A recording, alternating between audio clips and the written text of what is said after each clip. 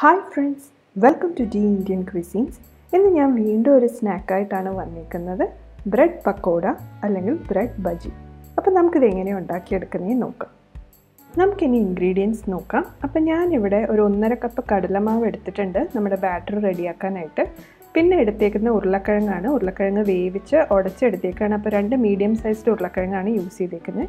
ഒരു പച്ചമുളക് ചെറുതായിട്ട് അരിഞ്ഞെടുത്തിട്ടുണ്ട്. 2 വലിയ വെളുത്തുള്ളി ചെറുതായിട്ട് അരിഞ്ഞെടുത്തേക്കാണ്. അതല്ലെങ്കിൽ നമുക്ക് വേണമെങ്കിൽ ക്രഷ് ചെയ്തും എടുക്കാം.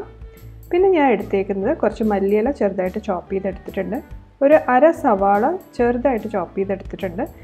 പിന്നെ നമുക്ക് വേണ്ടത് കൊറിയാൻഡർ മിൻ ചട്നിയാണ്. അപ്പം ഈ ചട്നിയുടെ റെസിപ്പി ഞാൻ ഇതിനു മുന്നേ ഒരു 3 different types of chutney for chaat എന്ന് പറഞ്ഞൊരു വീഡിയോ ചെയ്തിട്ടുണ്ട്.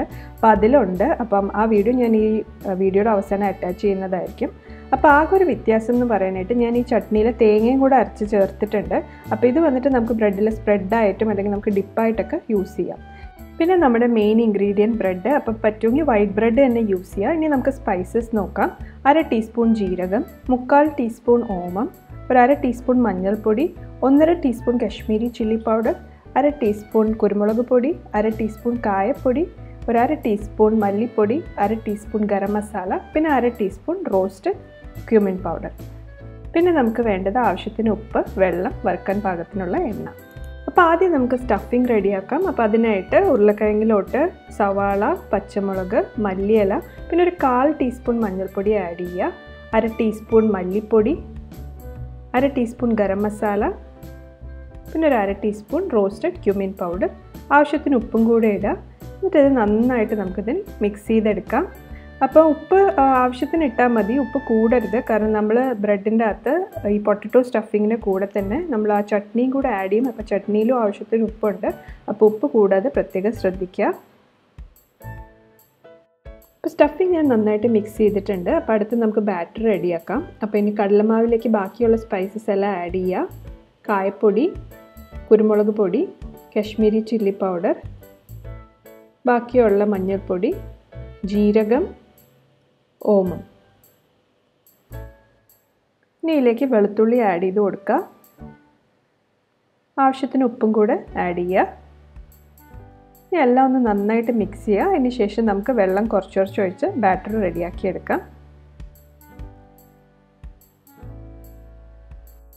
അപ്പോൾ ബാറ്റർ റെഡിയാക്കുമ്പോൾ ബാറ്റർ വന്നിട്ട് ഭയങ്കര തിക്കാവാതിരിക്കാൻ നോക്കുക. അതുപോലെ തന്നെ ഭയങ്കര വെള്ളം പോലെ ആവരുത്. രണ്ടിൻ്റെ ഇടയ്ക്കുള്ളൊരു പരുവമാവണം. കൂടുതൽ തിക്കായി കഴിഞ്ഞാൽ അതിൻ്റെ കോട്ടിങ് ഭയങ്കരമായിട്ട് തിക്കാവും. അപ്പോൾ ഈ ഒരു പരുവത്തിൽ വേണം ആക്കിയെടുക്കാനായിട്ട്. നമുക്കിനി അടുത്ത ബ്രെഡ് ഫില്ല് ചെയ്യാം. അപ്പോൾ ആദ്യം നമ്മുടെ കൊറിയാൻഡർ മിൻറ്റ് കോക്കനട്ട് ചട്നി ഇതിൽ നന്നായിട്ട് സ്പ്രെഡ് ചെയ്ത് കൊടുക്കുക. അപ്പോൾ ഒരു ബ്രെഡിൽ തേച്ചാൽ മതിയാവും. ഇനി അതിൻ്റെ മുകളിലേക്ക് നമുക്ക് നമ്മുടെ പൊട്ടറ്റോ ഫില്ലിങ് ആഡ് ചെയ്ത് കൊടുക്കാം. അപ്പോൾ കുറച്ച് ഫില്ലിങ് മതി, ഒത്തിരി ആഡ് ചെയ്യേണ്ട, കുറച്ച് മതി. എന്നിട്ട് നന്നായിട്ട് ഇതുപോലെ സ്പ്രെഡ് ചെയ്ത് കൊടുക്കുക. ആ ചട്നിയും ഫില്ലിങ്ങും നന്നായിട്ടൊന്ന് മിക്സ് ആവുന്നത് വരെ. നമുക്കിതിന് ക്ലോസ് ചെയ്തിട്ട് ഇത് രണ്ടായിട്ട് നമുക്ക് കട്ട് ചെയ്തെടുക്കാം. നമ്മളിപ്പോൾ ഒരു ട്രയാങ്കിൾ ഷേപ്പിലാണ് ഇത് ഉണ്ടാക്കിയെടുക്കുന്നത്.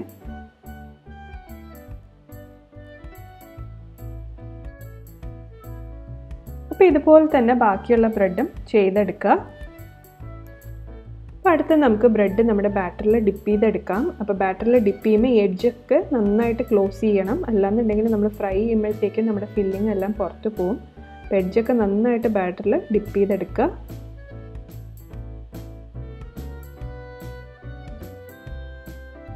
ഇതിപ്പോൾ എല്ലാ സൈഡും നന്നായിട്ട് ഡിപ്പ് ചെയ്തെടുത്തിട്ടുണ്ട്. അപ്പോൾ നമുക്കിതിന് ഫ്രൈ ചെയ്തെടുക്കാം. അപ്പോൾ ഞാൻ ഇവിടെ സൺഫ്ലവർ ഓയിലാണ് യൂസ് ചെയ്തേക്കുന്നത് ഫ്രൈ ചെയ്യാനായിട്ട്. അതുപോലെ തന്നെ ഒരു മീഡിയം ഫ്ലെയിമിൽ വെച്ച് ഫ്രൈ ചെയ്യുക. അല്ലാന്നുണ്ടെങ്കിൽ പെട്ടെന്ന് കരിഞ്ഞു പോകും. അപ്പോൾ 2 സൈഡും ഒന്ന് ചെറുതായിട്ടൊന്ന് ഒരു ഗോൾഡൻ ബ്രൗൺ കളർ ആവുന്നത് വരെ നമുക്കിത് ഫ്രൈ ചെയ്തെടുക്കാം. അപ്പോൾ നമ്മുടെ ബ്രെഡ് പക്കോട വന്നിട്ട് നമ്മൾ ഈ റെഡിയാക്കിയ ഗ്രീൻ ചട്നിയുടെ കൂടെ വേണമെങ്കിൽ കഴിക്കാം. അതല്ലാന്നുണ്ടെങ്കിൽ നമുക്ക് കെച്ചപ്പിൻ്റെ കൂടെ വേണമെങ്കിലും കഴിക്കാവുന്നതാണ്. അപ്പോൾ ഇതൊരു നല്ലൊരു ഈവനിങ് സ്നാക്കാണ്. അതുമാത്രമല്ല നല്ല ഫില്ലിങ്ങുമാണ്. ഇത് അത്യാവശ്യം ഒരു 2 എണ്ണം കഴിച്ചാൽ തന്നെ നമുക്ക് പെട്ടെന്ന് വയറ് നിറയും. അപ്പോൾ ഇത് തീർച്ചയായിട്ടും ട്രൈ ചെയ്ത് നോക്കുക. വലിയ ബുദ്ധിമുട്ടൊന്നുമില്ല, ഉണ്ടാക്കാനായിട്ട് എളുപ്പമാണ്. അപ്പോൾ ട്രൈ ചെയ്ത് നോക്കുക എന്തായാലും. അപ്പോൾ ഇതിപ്പോൾ 2 സൈഡും നന്നായിട്ടൊന്ന് മൊരിഞ്ഞ് വന്നിട്ടുണ്ട്. അപ്പോൾ നമുക്കിതിന് കോരി മാറ്റി വയ്ക്കാം. അപ്പോൾ ഇതുപോലെ തന്നെ ബാക്കിയുള്ള ബ്രെഡും ഫ്രൈ ചെയ്തെടുക്കുക. അപ്പോൾ ഡെഫിനറ്റ് ആയിട്ടും ട്രൈ ചെയ്ത് നോക്കുക. ട്രൈ ചെയ്ത് നോക്കിയിട്ട് അഭിപ്രായം പറയുക, കമൻറ്റ് ചെയ്യുക, ഷെയർ ചെയ്യുക. Also please like, subscribe and press the bell icon four regular updates. Thank you for watching.